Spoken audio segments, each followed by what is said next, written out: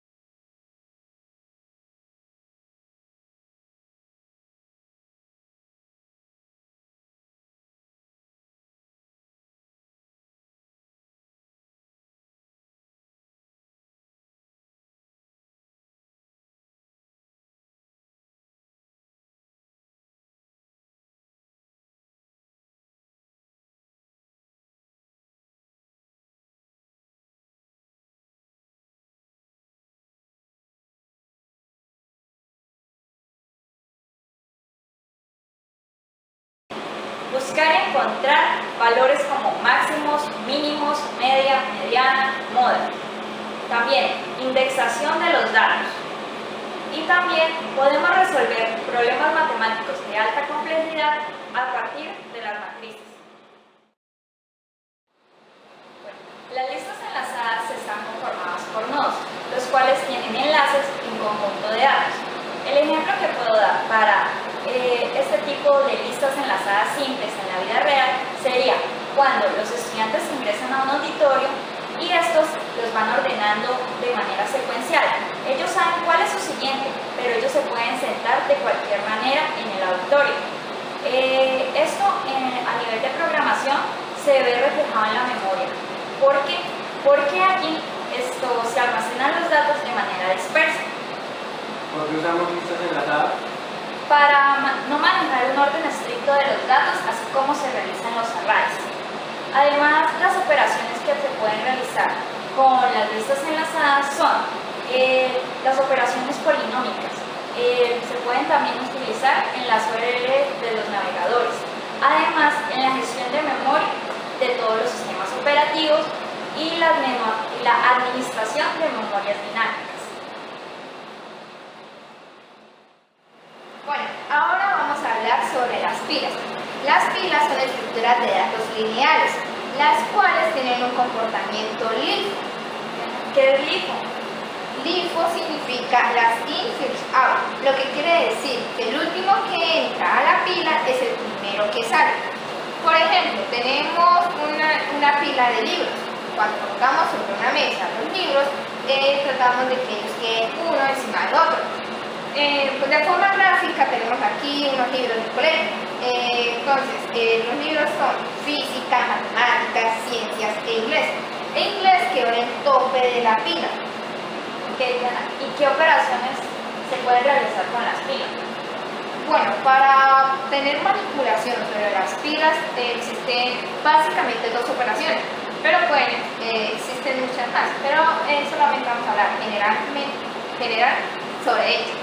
Para introducir elementos en las pilas se llama push. ¿Sí? Vamos introduciendo uno encima de otro.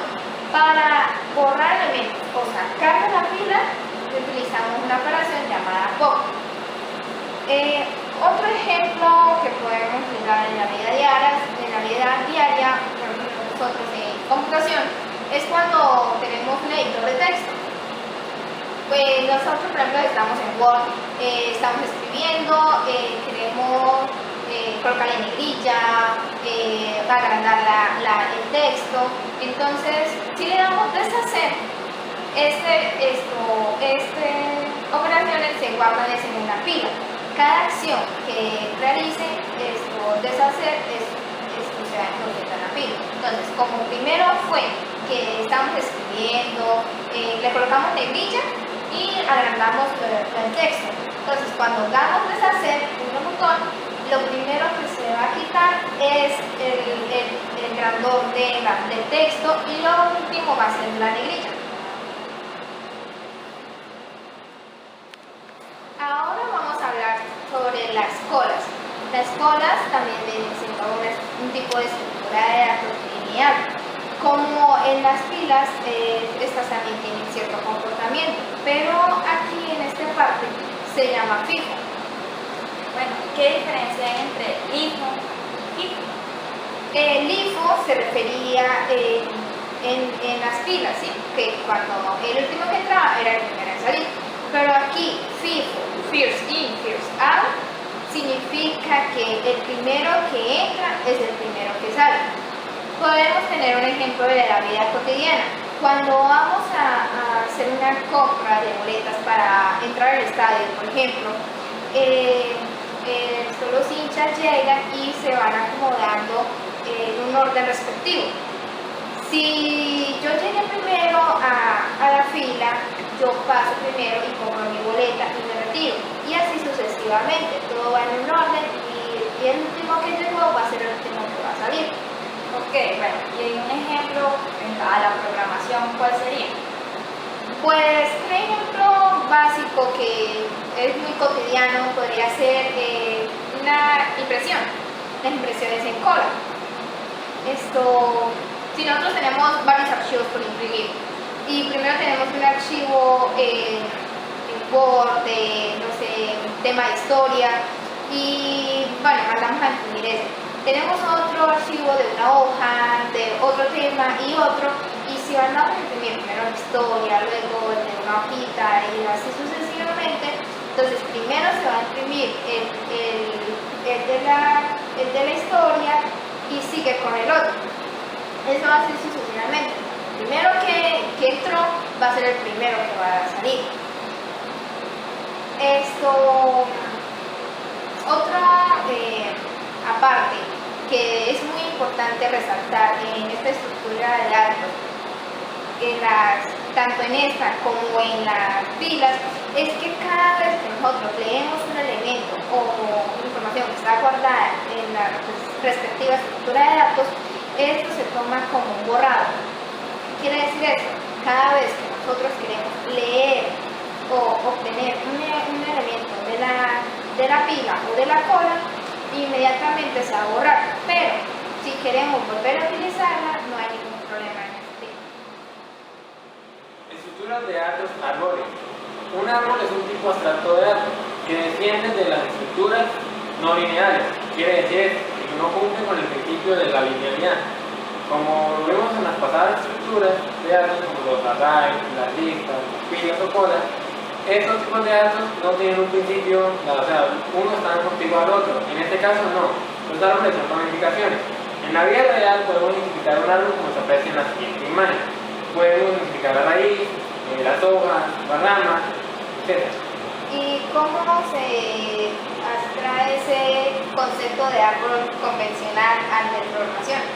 Bueno, verá, en programación es algo muy similar, ya que tenemos la siguiente imagen donde podemos identificar que está compuesto por una serie de nodos y estos nodos al interconectarse forman una relación de paternidad. ¿Qué quiere decir esto? Que existe un nodo padre o raíz, que es el principal, y de él van descendiendo sus hijos hacia abajo. Entonces, así podemos organizarlo en el concepto de programación. ¿Cada padre puede tener dos hijos que quiera o hay un límite entre ellos? Pues en el ejemplo que estamos viendo a continuación tenemos un árbol binario, es decir, que cada padre solo puede tener dos hijos. Podemos encontrar otros tipos de árbol como los seminarios, donde no importa la cantidad de hijos que tengan.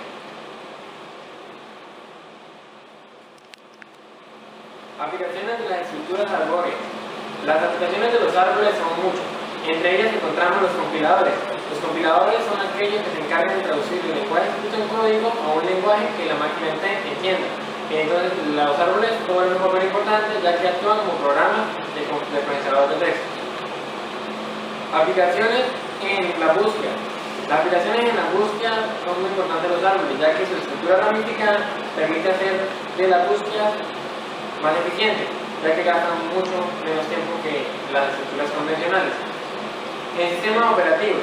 El sistema operativo sirve para organizar las carpetas en los discos duros. Si se han dado cuenta, en los discos duros, en las carpetas, todas tienen como un ejemplo de ramificaciones. Una carpeta dentro de otra, dentro de eso, otras muchas más. Por último, encontramos aplicaciones en las redes. En las redes podemos ver la aplicación del árbol en las topologías de Internet. Los grafos. Estas estructuras de programación son no lineales. También están conformadas por un conjunto de nodos. Este conjunto de nodos también se le conoce como vértices. Los nodos están interconectados entre sí mediante unos enlaces llamados aristas. Estas aristas pues permiten la unión entre ellos, como se puede apreciar en la siguiente imagen. Las aplicaciones que tienen los grafos a las ciencias de la computación son muy diversas. Entre algunas encontramos, por ejemplo, la estructura de enlace en los sitios web. Encontramos como por ejemplo la programación de tareas en los sistemas operativos y por último soluciones de problemas en el ámbito